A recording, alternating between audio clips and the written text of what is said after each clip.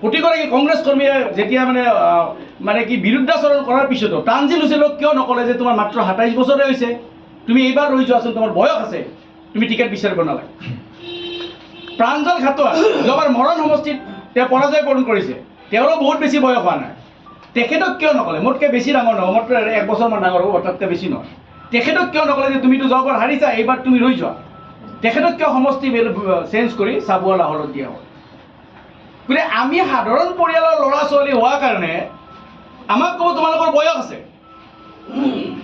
আৰু তেওঁলোকৰ যেতিয়া মন্ত্ৰী বিধায়কৰ ল'ৰা ছোৱালী হ'ব তেওঁলোকৰ কিন্তু সময় নাই। আৰু এনেকুৱা কয়, আপুনি যদি লিষ্টখন চাই, মাজুলীত 21ৰ পৰা বিষ্ণু কুমাৰ পায়েং নামৰ এগৰাকী যুৱ নেতাই লাগি থাকিলে, কিন্তু টিকেটৰ সময়ত বেলেগ এগৰাকী ব্যক্তিক দিয়া হ'ল। ঠিক তেনেকৈ আপুনি যদি যায় বৰাক ভেলীৰ যদি আমি সমষ্টিত যাওঁ, বৰখলা সমষ্টিত এগৰাকী ব্যক্তিয়ে লাগি থাকিলে, বেলেগ মানুহ আহি গ'ল। সোণাই সমষ্টিত কংগ্ৰেছ কৰ্মীয়ে লাগি থাকিলে, বিজেপি দলৰ পৰা এগৰাকী মানে ৰিজেক্টেডে, কিন্তু বিজেপিৰ পৰা কোনো ৰানিং এম এল এ নাই, যিটো ৰিজেক্ট কৰে বিজেপিয়ে। ৰিজেক্টেড যিবিলাক প্ৰডাক্ট বুলি কয়, ৰিজেক্টেড প্ৰডাক্টবিলাকক কংগ্ৰেছৰ আনি টিকেট দিয়া। নলবাৰীতো বিজেপিয়ে ৰিজেক্ট কৰিছে 2021 চনত, অশোক চনত, তাৰপিছত ইয়াত টিকেট দিয়া হৈছে। মই এতিয়া সুধিব বিচাৰিছোঁ গৌৰৱ গগৈক, কোনটো ক্ৰাইটেৰিয়াত তেওঁলোকে ধৰক মোক টিকেট দিয়া নাই, কিন্তু মই জানিব লাগিব যে কিয়, কেনেকৈ তেখেতে পালে, কি তেওঁৰ ক্ৰাইটেৰিয়া আছে, আমাৰ কি দোষ গুণ আছে বা আমাৰ কি কমি আছে, আমি এইটো কথা জানিব লাগিব। কিন্তু তেওঁলোকে সেইটো কাম নকৰিলে, আৰু তেওঁলোকে ক'লে যে মানে এগৰাকী মানে এনেকুৱা বিশ্বাসযোগ্য নেতা, যে কট্টৰ RSS নেতা। আপোনালোকে জানে ন, RSS ডিচিপ্লিন দল। RSSক মানে RSS বুলি ক'লে বিৰোধী হওক শাসক হওক সকলে কিন্তু RSS সংগঠনটোক কোনো বেয়া নাপায়, সকলোৱে সন্মান সহকাৰে কয় যে RSS ডিচিপ্লিন দল, কট্টৰ RSS মানে পুৰা অনেষ্ট ঠিক আছে। আৰু এইগৰাকী ব্যক্তিয়ে কট্টৰ RSS বুলি কয়, কিন্তু তেখেতে 2011 চনত যেতিয়া দিলীপ শইকীয়া ডাঙৰীয়াই প্ৰদেশ মানে বিজেপিৰ ৰাজ্যিক বিজেপিৰ সভাপতি দিলীপ শইকীয়া ডাঙৰীয়াই 11 যেতিয়া নলবাৰী সমষ্টিত নিৰ্বাচন খেলিছিলে, তেতিয়া তেখেতে কিন্তু গাদ্দাৰী কৰিছে, সকলোৱে জানে। প্ৰমাণ আছে, প্ৰমাণ দিব, যিয়ে দিব লাগে সেইখিনি সময়ত যোনে নিৰ্বাচন খেলিছে, প্ৰমাণ পাই যাব আপোনালোকে। 21 চনতো যেতিয়া টিকেট নাপালে, এই যিটো মানে তেখেতে নিজে কয় যে RSS মানে ডিচিপ্লিন, RSSৰ এগৰাকী মানে একদম অনেষ্ট মানে তেখেত মানে কি বুলি কয়, যোদ্ধা বা তেওঁৰ সেৱক বুলি কয়, সেই অনেষ্টি কিন্তু তেওঁ 21 চনতো কিন্তু গাদ্দাৰী কৰিছে। সেই কথা কংগ্ৰেছ কৰ্মীসকলে সকলোৱে জানে কি কৰিছে, বেলেগ নেতাৰ লগত লগ লাগি কি কৰিছে সকলোৱে জানে। এইগৰাকী নেতাক টিকেট দিয়া হ'ল, যিগৰাকী হৰি মন্দিৰৰ, পবিত্ৰ হৰি মন্দিৰ, যিটোক আমি নলবাৰী সমাজ জীৱনৰ আমি মান অভিমান স্বাভিমান বুলি কওঁ, তাত বিত্তীয় কেলেংকাৰী কৰি বহিষ্কাৰ হ'বলগীয়া হৈছে। যেতিয়া গৌৰৱ গগৈ ডাঙৰীয়াই যেতিয়া হৰি মন্দিৰত প্ৰৱেশ কৰিছিলে, সেইদিনা কিন্তু সেই অশোক শৰ্মা ডাঙৰীয়া ভিতৰত যাব নোৱাৰিলে, সকলোৱে দেখিছে আপোনালোকে। আমি জনামতে আমি টিভিত দেখিছোঁ, আপোনালোকে দেখিছে, সৰিয়হ তুলি 24 বিঘাতকৈ বেছি মাটি বেআইনীভাৱে দখল কৰিলে। বৰকুৰা 13 বিঘাতকৈ বেছি মাটি বেআইনীভাৱে তেখেতে ক্ৰয় কৰিছে।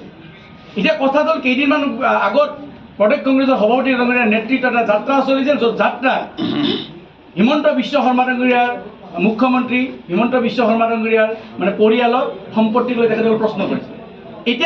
এতিয়া যদি তেওঁ যিগৰাকী গৌৰৱ গগৈ ডাঙৰীয়াই মানে বেলেগৰ সম্পত্তিক লৈ প্ৰশ্ন কৰিছে, এইগৰাকী যে ব্যক্তিয়ে যে বেআইনীভাৱে যে মাটি দখল কৰিছে, য'ত টিভি ভিডিঅ' চাৰিওফালে ভাইৰেল হৈছিলে, তাৰপিছত তেখেতৰ ওপৰত কিয় একশ্যন ল'ব বা তেখেতক কিয় টিকেট দিলে?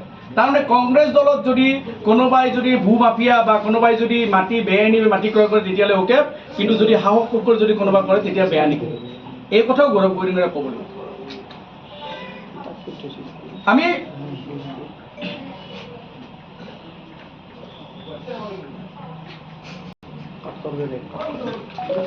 এইকেইটা হৈছে আটাইতকৈ মানে কি হ'ল আমাৰ সকলোৰে মনত প্ৰশ্ন, কাৰণ কিয় আমি নলবাৰী সমাজ জীৱনৰ লগত জড়িত আছোঁ। মই বাৰে বাৰে কৈছোঁ যে মই একেবাৰে সাধাৰণ ঘৰৰ পৰা গৈছোঁ, আপোনালোকে দেখিছে, সেইকাৰণে মই ঘৰত মাতিছোঁ, আপোনালোকে দেখিছে, মই এইখন গাঁওখন দেখিছে, মোৰ ঘৰ চাৰিওফালে আপোনাক দেখিছে, সেইকাৰণে মই ঘৰত মাতিছোঁ। মই এই সাধাৰণ ঘৰৰ পৰা গৈ, এইখন গাঁৱৰ পৰা গৈ, মই ভাৰতীয় জাতীয় কংগ্ৰেছ দলৰ দৰে এটা ৰাষ্ট্ৰীয় দলত মই ৰাজ্যিক মানে দায়িত্ব পাইছিলোঁ, দায়িত্ব সুচাৰুৰূপে পালন কৰিছোঁ। আপোনালোকে দেখিছে, মই যেতিয়া মুখপাত্ৰ হিচাপে মই সৰহ ভূমিকা লৈছিলোঁ, কিন্তু তাৰ পিছতো কিন্তু যেতিয়া মই কাম কৰিলোঁ, সেই সময়ত কিন্তু তেখেতসকলে কিন্তু মানে আমাক দলক যিখিনি দায়িত্ব দিব লাগিছিল বা সেইমতে কিন্তু তেখেতসকলে নিদিলে দায়িত্বৰ পৰা তেখেতলোকে মানে আমাক দূৰত ৰাখিলে। কিন্তু আমি আচৰিত হৈছিলোঁ, আমি দুখ পাইছোঁ। আচল কথাটো হ'ল টিকেট কেতিয়াবা কোনোবাই নাপাব পাৰে, ডাঙৰ কথা নহয়। টিকেট প্ৰত্যেকে আমি 6জন আছিলোঁ, আমি নাপাব পাৰে, একো ডাঙৰ কথা নহয়। কাৰণ মই কৈছিলোঁ 24ত পোৱা নাই, মই একো কথা নাই।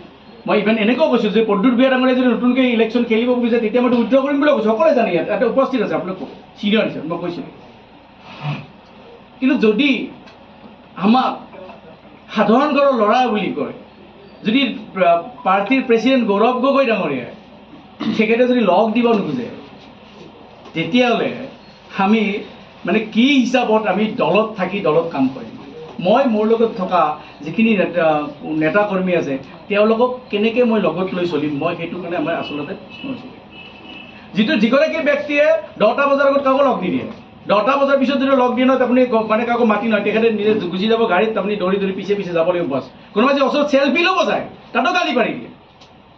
আপোনাক মই কৈছোঁ তেখেতে এনেকুৱা হৈছে গৌৰৱ গগৈ ডাঙৰীয়া যেন তেখেত প্ৰদেশ কংগ্ৰেছৰ সভাপতি নহয়, তেখেত ৰজা, তেখেত মানে একদম হৈয়ে গ'ল প্ৰাইম মিনিষ্টাৰ। তেখেতৰ যদি ওচৰত কোনোবাই যদি থিয় দি আপোনালোকে পদযাত্ৰাবিলাক চাই থাকক, তেখেতৰ গাত গালৈকে যদি কোনোবা কৰ্মী এজন লাগিছে তেওঁ ৰখি পেলাই একেবাৰে ধমকি দিব। প্ৰিয়ংকা গান্ধী ডাঙৰীয়াই যেতিয়া ৰাজীৱ ভৱনত সোমাইছিলে কিমানক গঠিয়াইছিল আপোনালোকে চাই লওক। কাৰণ তেখেতে জানে যে তেখেত ৰজা, তেখেতৰ ৰজাৰ দৰে যাব দিব লাগিব, তেখেতৰ 1 মিটাৰ দূৰত কোনো যাব নোৱাৰে। এনেকুৱা হৈছে তেখেতৰ মানে মানসিকতা। কিয়নো এই যে আমি মানে চাপি যাব খোজোঁ নেতাৰ ওচৰত, আমি সাধাৰণ ঘৰৰ পৰিয়ালৰ লগত, সেইকাৰণে